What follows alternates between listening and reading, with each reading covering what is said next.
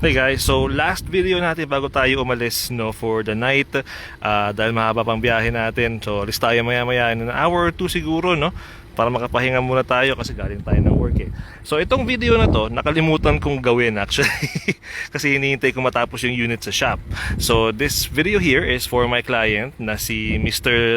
Let's call him Mr. Lima. Kasi sabi niya sa akin gusto niya raw mag-stay anonymous eh. Sabi niya, kuya, pag ginawa mo ng video yung sakyan ko, gusto ko anonymous na lang muna. Sabi ko, walang problema. So, kuya, if you're watching this right now, this is the vehicle na, you know, I got for you, na I found for you, na na-approve natin para sa'yo, no? This vehicle is scheduled for delivery na, guys. So, in the next few days, makukuha na niya itong sakyan na to. I just wanted to do a Facebook live video for him para makita niya yung sakyan. Kasi nung unang niya nakita yung sakyan, nung kakalapag nito, syempre madumi pa, sinandan ko lang siya ng pictures. Tapos sabi ko sa kanya, you know, I'm gonna see kung may switch natin yung approval natin dito. Kasi initially, yung approval namin para sa ibang unit, tapos mas mura na unit. But then, this came along, a few days after ko siyang maaprubahan. Sabi ko, try ko nga paglaruan yung approval, baka makalusot tayo, sabi ko sa kanya. And fortunately, nailusot natin yung approval. So we went from a mid-trim na CRV na 2018 to this one here, guys, which is a 2019 Honda CRV Touring. So ito yung Touring, as you guys know, top trim level, outside of the black edition, right? So I'm gonna do a quick walk around ng sasakyan para makita ni Kuya yung sasakyan, right? Na malinis na and everything. So you can see there. So yan siya. So given the fact that it is the Touring trim level, ito yung pinaka fully loaded na meron yung CRV. So you got the fog lamps, you got the LED daytime running lights, right? You got the block heater, you have your obviously your safety technology, which is yung radar sa harapan sa may front grille, and yung safety sense camera sa taas with the windshield. Okay, so on the Touring trim level, wala na yung Honda Lane Watch. You get the blind spot monitor, right? So on the other ones, EX, EXL, right? Meron kang Honda Lane Watch. And this one here, blind spot monitor, which I'm gonna show you guys over here. So yan siya. Blind spot monitor. You got your turn signal lights.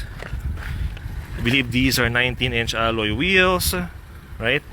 Usually ito lang ang nagbabago every year. Nag-iiba yung design, diba? For 2020 tsaka 2021, yung parang flower ang design ng Touring na rims, no? And this one here, ganito. I like this design better, to be honest with you. So, ayan yung itsura niya. So, it got lots of chrome trim, right? Doon sa baba sa may cladding, may chrome. Sa windows, may chrome din. So, yan siya. So, as is standard sa lahat ng CRV, 1.5 liter turbocharged engine siya. 190 horsepower. So as you can see there, all-wheel drive, and you got the exclusive Touring na badging, meaning na top of the line yung sasakyan mo. Backup camera is right there. So let's start here. So since it is a Touring, it is a power liftgate.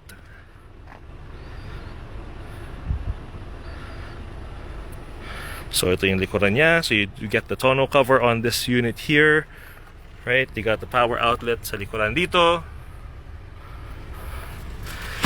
And of course, given the fact na it's Touring, no, as you guys can see from here, leather yung seats niya. So leather interior yung sa loob ng sakyan. So let's turn this, let's close that down. So on the middle row naman, where the passengers are, so as you can see, nice leather interior, perforated leather on the Touring. So as you can see there, no. So, given the fact that it's a 2019, you know, the condition of the seats are pretty good, right? Kasi alam niyo naman, when it comes to leather, sometimes the older the leather, pag tumama ng aging, minsan kita mo na, right? So, this one here, hindi siya ganun kakita. As you can see, there's some spots over there na parang kita mo na yung pagka-distress ng leather, which happens, right? Pag leather yung interior. But it's not that bad for the rest of the vehicle. So, one extra bonus here, the previous owner, sinama na yung kanyang all-weather mats, which is good para sa kliyente natin. Now, going inside the vehicle, since it is the Touring trim level, you do get the heated seats for the rear passengers. Of course, sa right tsaka left lang, wala yung sa gitna. And you have two USB charging ports here for devices, mga anak ninyo, o sino mo magcha-charge. You got more speakers, and you got the wood grain trim. So you got the wood grain trim dito, right? You got the leather handrest with the gray stitching, right? And The one agaw pansin na feature sa sasakyan na to is of course it has the panoramic sunroof. So I know this is really popular for a lot of people. I personally, I like it myself pag hindi 34 degrees sa labas.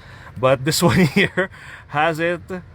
So it's nice. Again, that's how you can tell minsan, di ba, pag top of the line yung sasakyan. Pag sa CRV nga, sa touring level lang, meron yung panoramic na sunroof.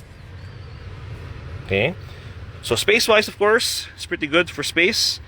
Right? It's a dedicated 5-seater naman. So yan siya. So let's go naman sa driver's side. So, on the driver's side, you have your power adjustable seats, no, with lumbar support, which is really great pag nagdo-long drive ka para sa likuran mo, especially kung, you know, tumatanda ka na tulad natin. Yung safety technology ng Honda, of course, as you guys know, lane departure warning, right? Yung windshield de-icer, defroster, collision mitigation braking system, and of course yung power liftgate controls kasi may power liftgate siya. You also get yung programmable driver seats. So kung dalawa sila mag-asawa magdadrive, tigisa sila ng susi and they can program yung driver seats sa kung ano yung setting na gusto nila pag sila yung magdadrive. So gaya nga nasabi ko, wala na yung lane watch. So wala na yung camera dito. Blind spot monitor na. So going inside here, I'm gonna turn that down a bit. So as you can see, on the touring trim level, you do have the navigation built into the vehicle. Touchscreen, of course. Push button start, so built in a remote starter then. Dual zone climate controls, as you guys know. Heated seats, driver and passenger. Econ button, right? Emergency brake, dito na.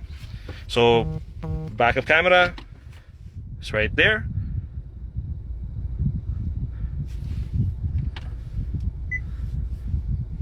See?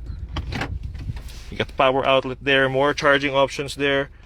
Like the one thing lang na I would point out, no, na I really don't like is the fact na Honda got rid of yung aux cable na input kasi ginagamit ko pa yung luma kong iPad, right?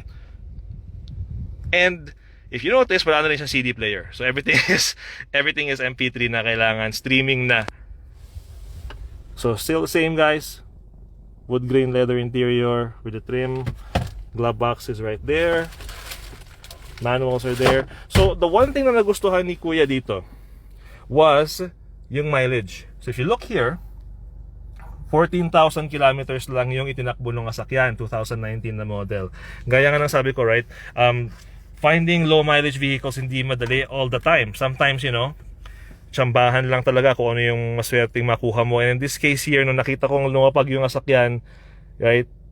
Gaya nga ng kwento ko sa inyo kanina, initially yung pre-approval namin, hindi kasya to. Pero sabi ko kay Kuya, try kong paglaruan. Tingnan natin baka makalusot. And nakalusot. So, you know, sabi ni Kuya, yeah, let's go with this one kasi at least fully loaded na. Tapos low mileage pa.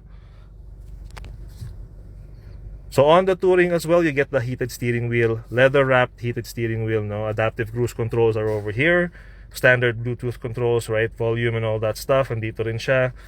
Digital speedo, as you guys know.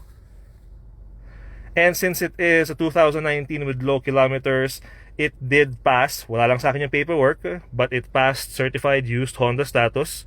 So the powertrain warranty gets extended, I believe for this one here, to 2025. So again, extra peace of mind para kay Kuya, right? You always gotta have that extra, you know, kasi usually, as I mentioned guys, right, extended warranty, binibili mo talaga yan kailangan, right? Gusto mo lagyan ng extended warranty ng sasakyan mo.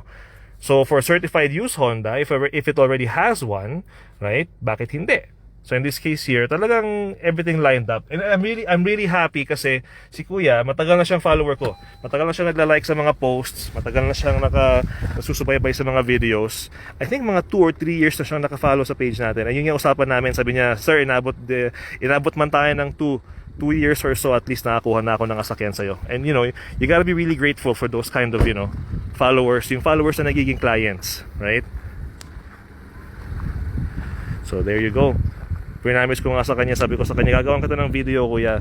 Tapos paalis na ako, tapos nakita ko yung sasakyan ready na. So tinakbo ko, kinuha ko muna yung susi ulit para magawa ko siya ng video. But yeah, this unit here is for delivery na. So we are gonna meet up next week para ma-deliver ko na yung sasakyan niya para sa kanya. So Kuya, if you're watching, you know who you are. As you ask me, no, huwag kitang i-identify muna, anonymous muna. You know who you are, hope you're watching. Ito na, yung hinihintay natin na 2019 Honda CRV Touring. Congratulations. The wait was well worth it. Really happy for you. I'm really happy to be part of the process and getting you into this vehicle. I'll see you next week, kuya. And for everybody else out there, guys, thank you so much for tuning in sa mga videos natin today. It's been a busy day. We've been running around here and there. But yeah, so now we're gonna hit the road in an hour or two. Thank you so much. And maybe I'll go on Facebook Live mamaya pag nasa daan na tayo puntang Manitoba.